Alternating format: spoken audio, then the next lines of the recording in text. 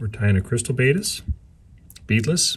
We're going to begin by wrapping our thread from behind the hook and bringing that back so the thread is even with about the barb. It's a curved hook, so there's no real shank to it, straight shank.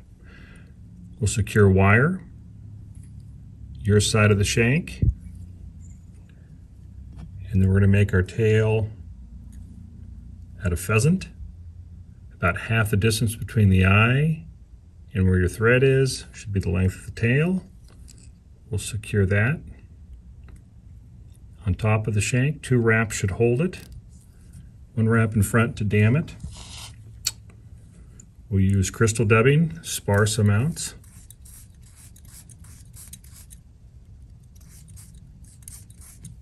We want a smooth tapered body.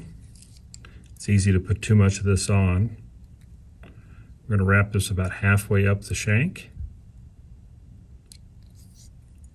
We're going to use the pheasant as a back, and we're going to secure it to the shank of the hook in front of the dubbing, and then we'll use our wire to rib the body. This makes a really cool look. 4 or 5 wraps up. Secure the wire, trim off excess. You can kind of see the contrast of that back versus the body.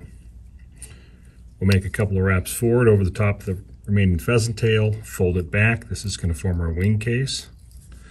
We use a little darker crystal flash dubbing, kind of a peacock color versus a light olive. You can use the same, it probably works just fine, but the original had 2 different colors. And we'll wrap that on to form a thorax. The trickiest part of this is the legs. We've taken a Hungarian partridge feather, cut a V into it, and we're going to use this for the wet legs. We're just going to set that with the curve facing down, right at the eye of the hook. Reach in and pinch the fibers off with your left hand, a couple loose wraps, and then you can pull those fibers back by pulling the stem back to form the length of the legs that you want. It's about right. We'll fold the wing case over the top.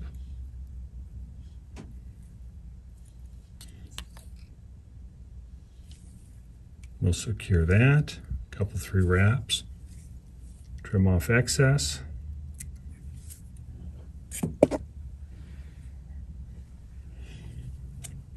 And then whip finish.